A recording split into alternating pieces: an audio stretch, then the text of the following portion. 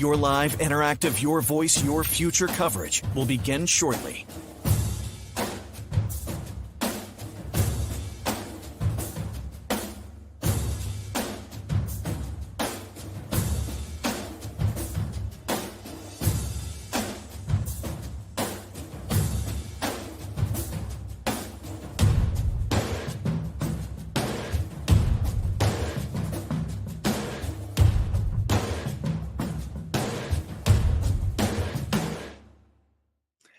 And hello and welcome, everybody. I'm Gregg Lagerquist, and welcome to our Election Night 2024 live stream. We're going to try and give you a little live update here on our YouTube page, our website, our Facebook page, Twitter, wherever, or X, whichever you're watching us on right now. Thank you for joining us.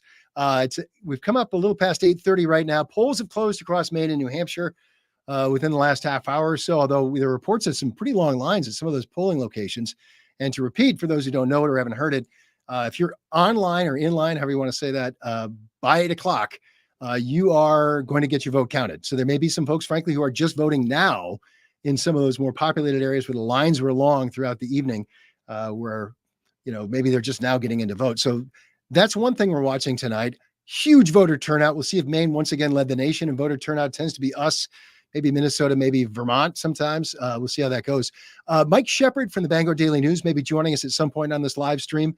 But without further ado, I'd like to welcome onto the stage here Andrew Rudalevich. He is a presidential scholar and professor from Bowdoin College. And he actually, that is not his office at Bowdoin College. That is one of our offices here at CBS 13 and Fox 23, because he's going to be joining us live on TV later in the evening as well. So, Andy, great to see you. I made this joke, I think, when we were live doing a quick update on air at 7:56. But I feel like I see you every 4 years. I wish that were more often, but great to see you. It's wonderful to be with you, Greg. Thank you. And always good to talk elections. This is an exciting time, no matter what side you're on. The fact that we're coming together as a nation for this sort of ceremony of democracy is always pretty exciting. I'm actually happy to see it. So obviously everybody wants to know what's going to happen, what the results are, but we should take a moment just to sort of step back and think, this is an important thing that we're doing as a nation here. And I think we should celebrate the turnout too, frankly. I mean, I know that there's been reports of lines, and this part maybe not celebrating, but it lines up to 6 hours long. There were some reports in parts of Pennsylvania. I can personally attest that I voted in my hometown of Scarborough today. I got the ballot and voted within minutes, but it took an hour to actually get through the line, which had wrapped several times around the inside of the gym just to get it into the machine. So kudos to people who are voting today, because the turnout looks like people are taking this very, very seriously. Yeah, in 2020, we had pretty much modern record turnout. We had something like 2/3 of eligible voters coming to the polls, and that was the highest it had been since, early in the 20th century, right, when the electorate was much smaller. I've seen projections for this year that bring us just to a very small number below that number, maybe, but over 2016's figures, again, we should see more than 160 million people voting. So just the logistics of that, as you say, they're difficult to pull off. You've got lots of people, honestly, not enough voting machines, not enough precincts, where you're seeing 6-hour waits. That's really the state's fault in some ways for not investing in the resources that they need to pull off these elections in an orderly way. But again, as you say, all credit to the people who are waiting to make sure that they do their democratic duty here. And we should point out, too, before we get into some nitty gritty and some early results we're getting and what you're tracking tonight, that there were no reports of any widespread problems other than long lines. We did have, of course, we should mention if those swatting incidences that were sort of disruptive at places like, for example, Scarborough High School, Oxford Hills High School, places like that. By all accounts, those were not credible. In fact, law enforcement authorities were reporting they thought they were coming from Russia, frankly, as what it would appear to be an attempt to sort of be disruptive on our election day. But other than that, no real problems, which is good. There's been some similar bomb threats down in Georgia, in yes, Fulton County, DeKalb County there. Again, though, it seems to be coming pretty directly from Russia, which again is not great. No. Luckily, though, I think officials there too have reacted pretty quickly, pretty well. They've extended voting hours, I think, in some of the affected precincts, and so again, for an event that involves so many millions of people, it really has come off smoothly so far. Again, there's no reason to expect any problems, no reason to expect voter fraud, no reason to expect that this is going to be a problematic election. Yeah, good news for no matter what side you're on. Let's go ahead and bring this. All right, let's get to what some people may be watching for, which is early results, early returns, early projections. And I should emphasize these are projections. Although, as we look at this as part of our WGME website right now, WGME.com, the number here, those are actual seats. The 3443, that comes into this. Although I think there are now, it's jumped up a little bit. So there may be a couple of projections. Yes, this thicker part of the line, if you can see my mouse kind of going over it. Maybe you can't. That's the thicker part are some of the projections. But anyway, these are numbers so far. And let's look over here. I'm on the presidential projections. Yep. Already we got some early projections here, Andy. No surprises, I don't think. Alabama, let's go across Arkansas, Florida, Indiana, Kentucky, Mississippi, Oklahoma, South Carolina, Tennessee, Wyoming was already for Trump projected. I think West Virginia was just, and for Kamala Harris, most of New England, Connecticut, Massachusetts, Delaware, President Biden's home state, Maryland in there too, New Jersey, that just popped in recently. Vermont was, I think, the first state to call. They called that one like a minute after the polls closed at 8. Any surprise? I mean, I don't see any surprises here other than maybe we'll kind of zoom in to Florida here. I believe it was pretty late on election night in 2020 that this was called or even projected for Trump. Fairly early today. What do you mean? Yeah, I think Florida has certainly trended more Republican in recent election cycles. As you say, no real surprises in any of those states. If Indiana, for example, had gone for Kamala Harris, I think we'd be looking at a really early night. Barack Obama did win Indiana once in 2008, but that was the first time it had gone Democratic since, I think, 1964. And right. Reverted back to that pattern. Florida, as you say, clearly they're pretty confident that the margin for the former president is going to be larger than it was probably in 2020, certainly in 2016. You might recall, though, I think I was sitting more or less here in 2016, right. And Florida was one of the states that sort of served as a bellwether that then candidate Trump might do better than people had projected. So he won that, I think, fairly early in the night, and that sort of pushed the Clinton team on the defensive then. 2020, I think, was expected it would go back to him. Now, of course, he's a registered Florida voter. Right, he's adopted a lot of time there. And, has invested quite a lot in the state. So, I think the Senate race there is still expected to be relatively competitive. But again, it would be a surprise if even that diverged too much from the presidential vote. And we can see these other states, by the way, I was just kind of hovering over them. You can see me hovering over the gray states. These are just alphabetical until they're projected one way or the other. So I noticed that New Hampshire's right in the middle there. And that's not because they expect it to be the closest of all these. It's because that's where it is alphabetically on our particular list. But what are you watching next? I mean, I know, apologies for that. What are you watching next as far as states that might be giving early bellwethers? I mean, obviously, a lot of folks have put a circle around the usual suspects, Georgia, North Carolina, maybe Michigan as well. What are you looking at? Yeah, again, you're looking for clear distinctions from what happened in 2020. If you can draw any patterns from that, if you're extremely online, you're following sort of precinct by precinct results in Georgia and Virginia, and looking at North Carolina, what counties are those votes being counted in right now? But the swing states are what we want to see, of course. If a state does happen to shift, I mentioned Indiana sort of facetiously. Iowa might be a better bet, right? Because of course we did have sort of a shock poll out of Iowa from a pretty reputable pollster there earlier in the week. Suggested Harris was at the very least competitive there. I think that one had her up by 3, if I recall. It did, and to be fair, even if the results in Iowa came in within the margin of error of that poll, President Trump could still win the state. Right. That said, I do think, people were looking at some of the crosstabs, as they call them, right, into the demographics, into the breakdown of what that vote looked like. And it was sort of heartening, I think, for the Harris camp in that it shows her doing very well among women, especially older white women, which are, of course, a demographic she needs to win in Pennsylvania and Michigan and so on. So, we're looking for a little bit of that kind of information as the exit polls are updated throughout the night to see how the demographics are breaking. Again, Georgia is going to be an interesting place to look at, a state that Joe Biden won really narrowly last time around, that's elected 2 Democratic senators. but where probably former President Trump is very narrowly favored. Maybe not, though. I mean, again, it's why they play the games, as they say. That's the right. polls That's why are we count the meaningless now votes. that we have votes. Yeah, and I'm sorry, I keep hovering my mouse over different things like the election results page and other things like that. So obviously we're monitoring all this. If you're just joining us, Andy Rulevich, a presidential scholar and professor at Bowdoin College, joining us now live on our live stream. So again, way too early to be calling anything. I'm wondering, Andy, if you think, I guess maybe, as everyone's been saying, it all depends on Pennsylvania. Do you think we're going to have results by the end of tonight, or you think it might be a couple of days as they're still counting some of these close states?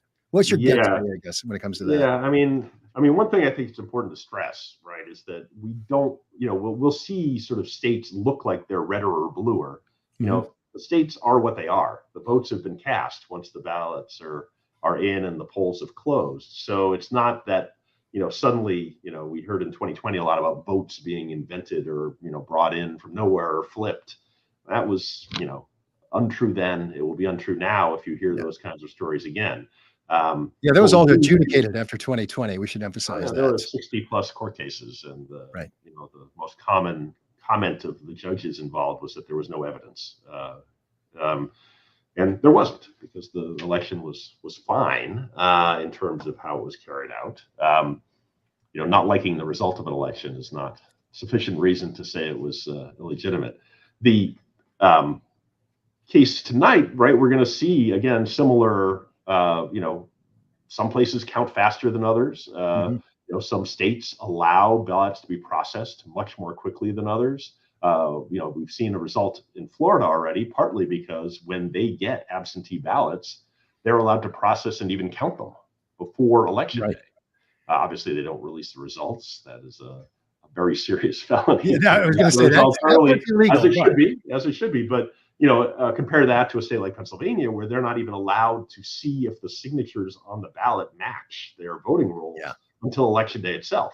And so that's obviously going to mean that you have slower counts, and in big urban areas where you're talking about millions of votes, well, then that's going to take longer too, just as a matter of logistics. So going back to your original question, unless there's sort of a big surprise somewhere that seems like it might be a bellwether, right? Kamala Harris wins North Carolina by 10 points. That would be a kind of a shocker. If Donald Trump won Michigan by 10 points, right? Suddenly we might think, okay, it seems likely that that's an indicator of how other similar states might break. And it is true, right? In American politics, often close races break the same way. So it's not impossible that we can have a pretty close election in terms of vote count state by state, but the Electoral College not really look that close in the end. And we should point out, this is not a surprise. Rick Scott just projected the winner in Florida based on what we saw in the presidential election and what we were just talking about moments ago. That's not a surprise. But Rick Scott holding that Republican Senate seat in Florida with 91% in, up by 13 points. So that's a pretty large margin. But one of the states I think people are kind of curious to circle, not that we think it's in play for the presidency, for the White House race, but Ted Cruz in this latest, it looks like with just over half of the votes in Texas, he still holds a 2% or less lead over Allred right now there in Texas. So that could be, clearly as we take a moment here, Andy, to talk, and I know presidential politics is your specialty, but you also watch senatorial politics too. If we assume that Republicans are going to pick up a seat in West Virginia with Manchin retiring, and maybe pick up a seat in Montana, for example, with John Tester being tested, pardon the pun, Democrats need to find at least a seat somewhere if they're going to hold the Senate. And who knows? Texas one they sort of circled as a maybe, and maybe that's optimistic. Yeah, it's probably optimistic, but it does need to happen if the Democrats are going to hold on to a Senate majority. Obviously, West Virginia is already gone from their perspective. Right. Montana is obviously very tight at best. I think I did see one more positive poll for John Tester this week, but on the whole, he's been running from behind pretty clearly. Florida was expected to be close. It doesn't sound like it is going to be that close in the end. Keeping in mind, right, that most, I believe in 2020, there was only one Senate result where the presidential vote and the Senate vote did not tabulate. And that, of course, was here in Maine, right? Susan Collins won re-election even as Joe Biden won the state of Maine.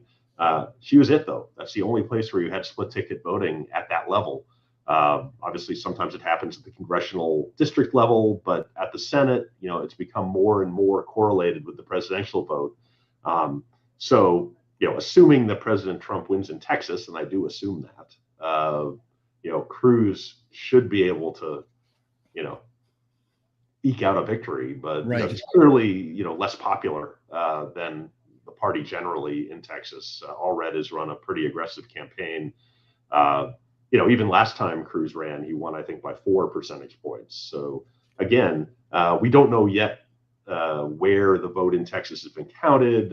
Houston Right. is a big vote center for Democrats there in terms of sheer numbers of votes. So it'll be interesting to see, where we're still counting. But I would be surprised if Cruz lost and Trump won in Texas. Still interesting, and the Democrats obviously will be hoping, perhaps beyond hope, for that to occur. Yeah, and some of the interesting things, I mean, this is why the caution that Andy and I'd like to throw out to those who maybe have their phone open looking at early results.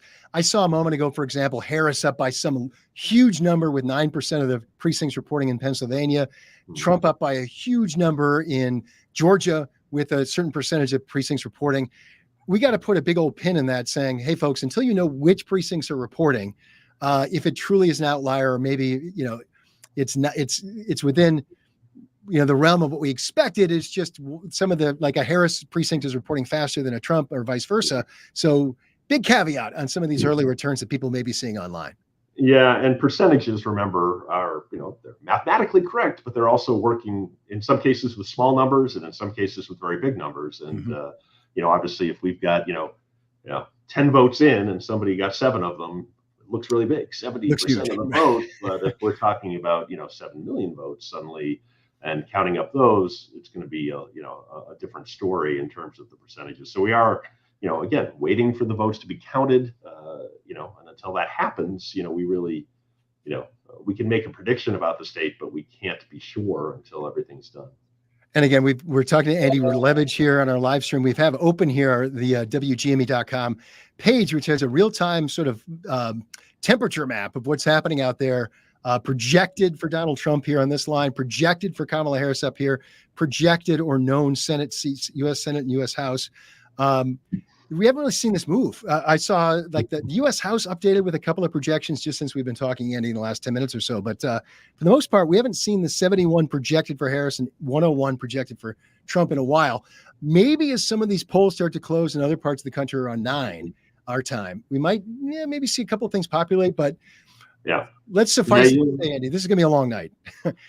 I think that's likely. Again, if we were to see something pretty unexpected in some of the states where the polls have already closed, and also the ones that count quickly, so again, maybe Georgia, maybe North Carolina. Okay, then again, we might have a shorter night, but I do think, we're waiting for, states like Michigan, Wisconsin, Pennsylvania to be able to count the ballots.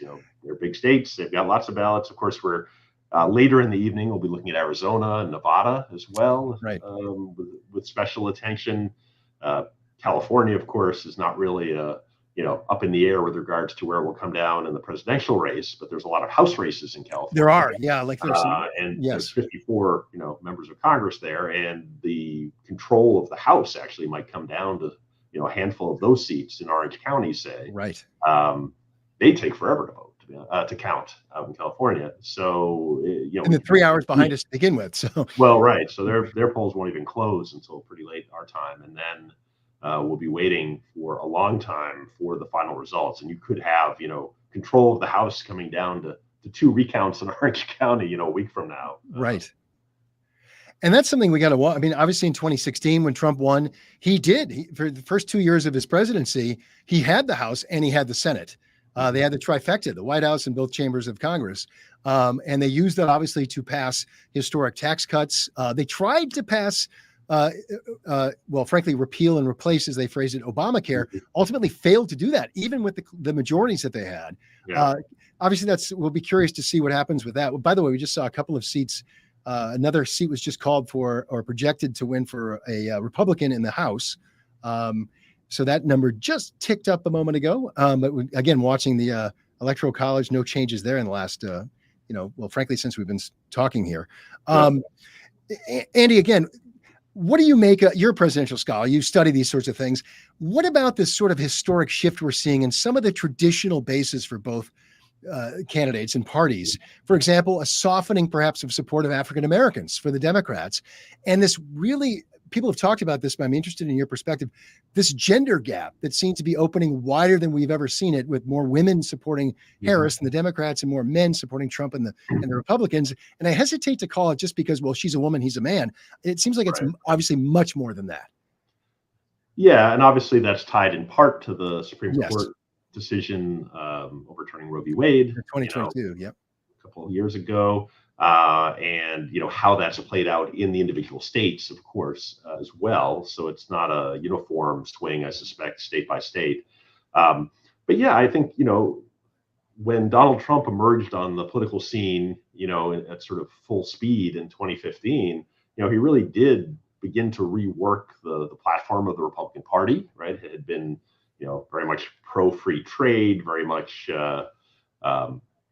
pro-immigration in a lot of ways, in terms of supporting a workforce, and that has shifted, right? It was, if you remember the 2012 election, right, the Romney-Ryan ticket was pretty devoted to finding savings in Social Security and Medicare and working on national debt issues through that lens.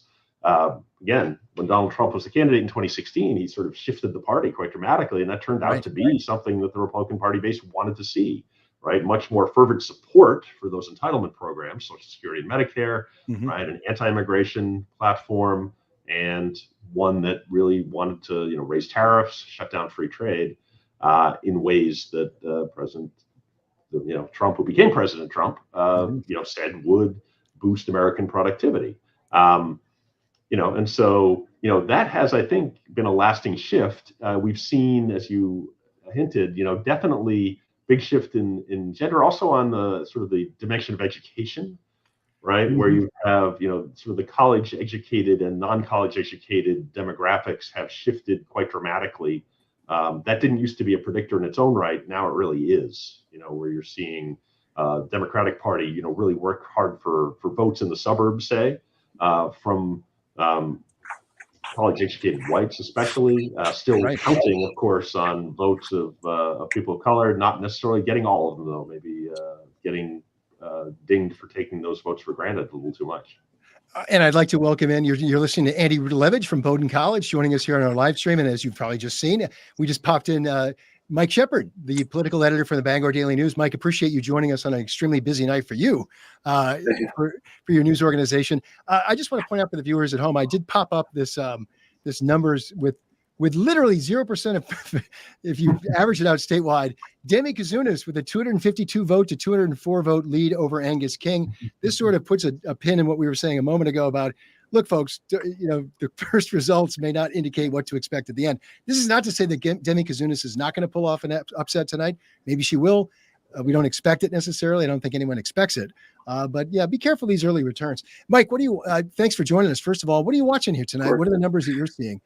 Maybe especially in some of these local races, and maybe looking at the presidency too.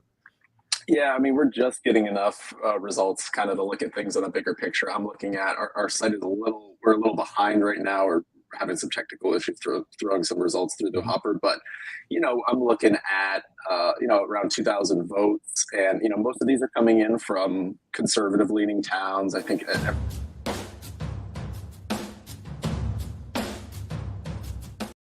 seeing early on, Donald Trump has a commanding lead in Maine right now. That's gonna change, of course, as some of the cities come in. Jared Golden is maybe narrowly ahead from what I can see right now, so good sign for him, right? If Austin Terrio is behind Trump, I mean, Terrio needs to basically be with Trump or just below him. It looks like Jared's outrunning him in the first towns to report. So good signs for Golden in the early returns, but again, you can't really make much of this until we see some of the bigger towns start to come in. Yeah. So apologies real fast for the operator error. I accidentally hit our live stream music for a moment there. This is what happens when they put me in charge of the technology. Anyway, apologies for that, folks at home. I'm sorry, Mike. Again, you were saying, interesting early indications, but way too early to be making broad conclusions. Yeah, I mean, again, we're if that holds up, I think we'll be able to, if that sort of pattern holds up, we'll be able to see, I think, a winner in that race maybe sometime tonight. Right now, the presidential race is sort of ticking along as expected, probably in President Trump's, former President Donald Trump's favor. Our partners at Decision Desk HQ give him a 70% chance of winning the national election right now, and that was about 54% entering the day. So his chances have ticked up a little bit, and that's based on what we're seeing in early voting patterns down in Georgia. North Carolina, Pennsylvania is really the prize here. So, again, a 30% chance is exactly what Hillary Clinton is exactly what Donald Trump had, right? Entering the 2016 election by a lot of models. So, still a lot of ball game to be played here. Yeah, for sure. I appreciate. Yeah, I was seeing some of those same numbers too. The temperature maps, I know, like, for example, New York Times, to throw out there, they have a needle that they have. Some other sites have different things to try and project, with the huge caveat that those things move and have been wrong in the past, or at least the early things that we've seen. Any reason, I'll ask both of you, any reason to feel like Maine is not going to follow the expectations and have CD1 and perhaps the state overall go to Harris and CD2 going to Trump? Is there anything that you're seeing or hearing, and Mike, maybe I'll start with you, that would lead you to think that's not going to be the case? No, I think that's exactly what's going to happen. We saw heavy turnout in cities. We saw heavy turnout in rural areas today. I don't see any signs that there's some sort of disparity out there. Maine is a state that votes very reliably. We're always right there in the national leaders in turnout. The polls have been pretty clear on this. I just haven't seen anything out there to make us, sort of challenge our opinions going into today. How about you, Andy? Yeah, not much yet. I mean, everything is sort of where we expected, I think, in terms of, I think the national, the vote prediction models are shifting a little bit as they see North Carolina and Georgia votes come in, and Florida being redder than maybe predicted. But if you look at the, where the chances are still pretty much 50-50, which I think still probably includes Georgia at this point, there's paths to victory for both candidates. Again, sort of looking at a long night, I suspect, maybe not as long in terms of the Senate races, if those break as Republican,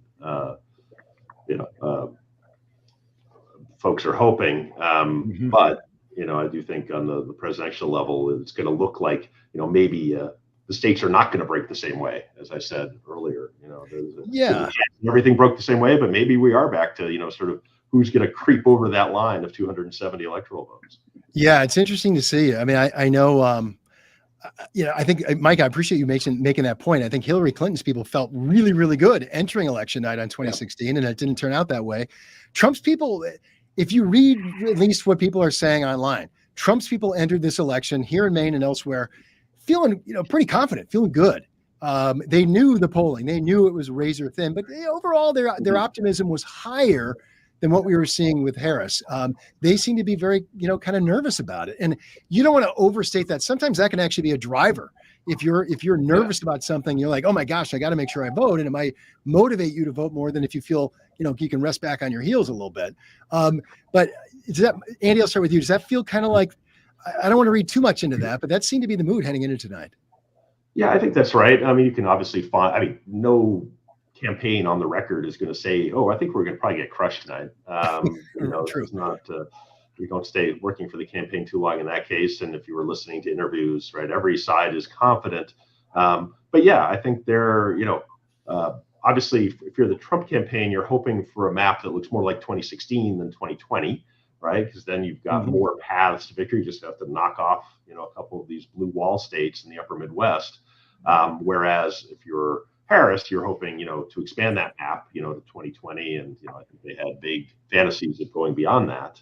But that doesn't look like the way we're moving, right? If we had to guess right now, I think it does look more like 2016, where, again, the Democratic candidate probably wins the national popular vote, but, the Republican candidate, again, Mr. Trump, is going to try to draw it inside straight on the Electoral College and win just enough states in the upper Midwest to pull that off. And it's certainly feasible that could happen. And I'll put this back in play. This is our WGME page. It was glitchy a moment ago, so I hesitated to put it back in, but now it's calmed down a bit. Since we started talking, I think that we've seen the projected House winners for Republicans actually go up. Well, it just literally went up one more as we started talking about it, up from 71 to 72. Democrats projected to win 38. You can see the website attempting to update us literally as we talk.